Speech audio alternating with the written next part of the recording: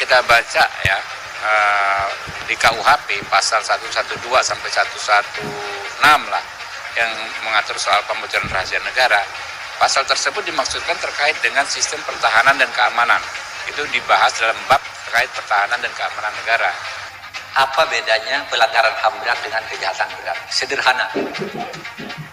Kalau kejahatan berat itu dilakukan oleh orang sipil atau sesama sipil atau oknum aparat, apa polisi, apa tentara, apa kantor bea cukai, apa kantor kumham, oknum. Tidak ada jaringan struktural yang mengomando agar seseorang dianiaya sehingga menjadi pelanggaran.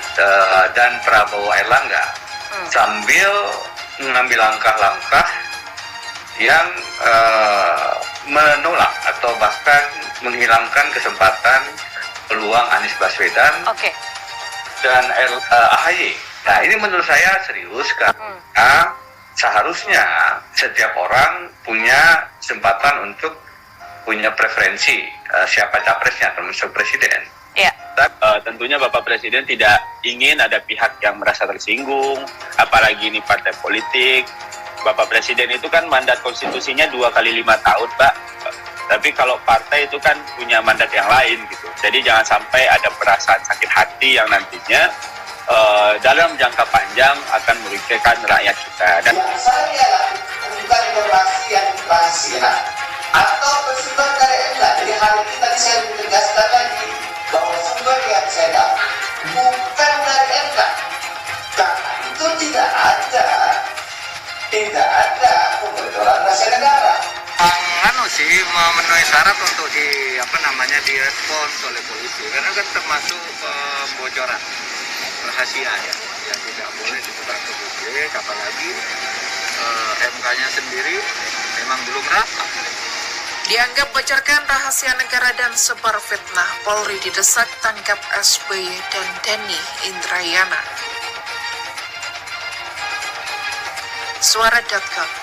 Ketua Departemen Komunikasi dan Informatika DPP Partai Demokrat Kubu Muldoko Saiful Huda MS mendesak polisi menangkap Presiden ke-6 RI Susilo Bambang Yudhoyono atau SBY dan ex-Wamenkumham Denny Indrayana. Sebab SBY dan Denny dianggap telah menyebarkan fitnah lantaran diduga membocorkan hasil putusan Mahkamah Konstitusi atau MK soal sistem pemilu kembali ke proporsional tertutup. Huda menyampaikan apa yang telah disampaikan SBY dan Denny sangat tendensius, kontroversial dan menjurus pada tindak pidana yakni pembocoran rahasia negara. Jikapun bukan tergolong itu, maka apa yang dinyatakan oleh SBY dan DI bisa masuk dalam kategori fitnah, pencemaran nama baik dan tindakan mengundang kebencian, serta makar pada institusi negara. Kata Huda kepada Suara.com Senin 29 Mei. Ia menilai SBY dan Denny kompak menyebarkan informasi kepada halayak umum bahwa putusan MK kemungkinan akan mengubah sistem pemilu 2024 menjadi proporsional tertutup.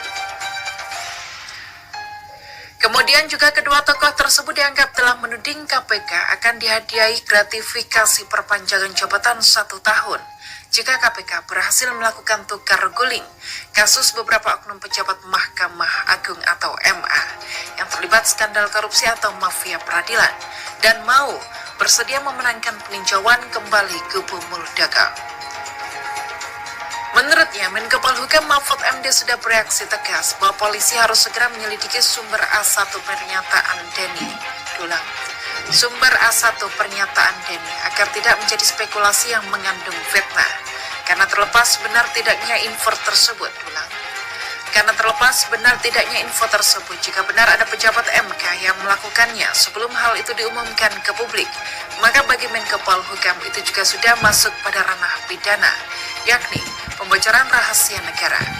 Putusan MK itu merupakan rahasia negara yang sangat ketat sebelum dibacakan tuturnya. Lebih lanjut, Huda mengatakan peninjauan kembali PK itu upaya hukum yang konstitusional. SBY tidak boleh sembarangan berbicara sebagaimana anaknya AHY bahwa pemerintah akan melakukan berbagai upaya untuk mengambil alih Partai Demokrat. Tak Penentangan politik yang akan mengganggu Partai Demokrat agar tidak ikut pemilu 2024 itu hanya bualan SBY saja. Tidak ada sama sekali dari pihak pemerintah yang akan sudi melakukan hal itu, katanya.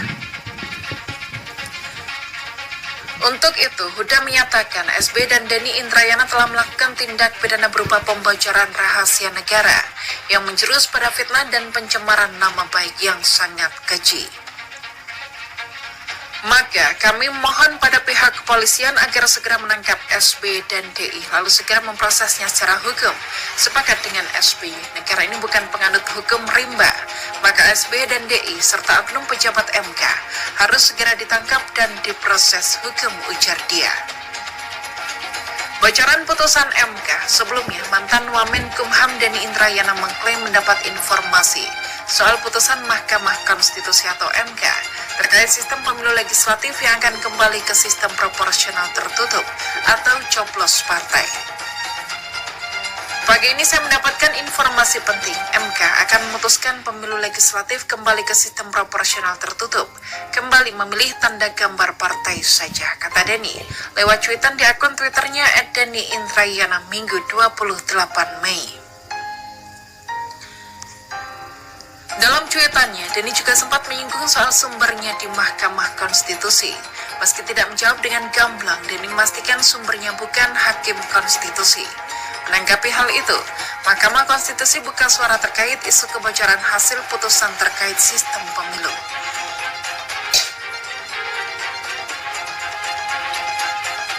Juru bicara MK Fajar Laksana membantah dugaan kebocoran informasi putusan perkara nomor 114/PUU 20/2022 terkait gugatan terhadap sistem proporsional terbuka pada Undang-Undang Pemilu. Dibahas saja belum, ujar Fajar sebagaimana dilansir Antara dari Jakarta, Senin 29 Mei.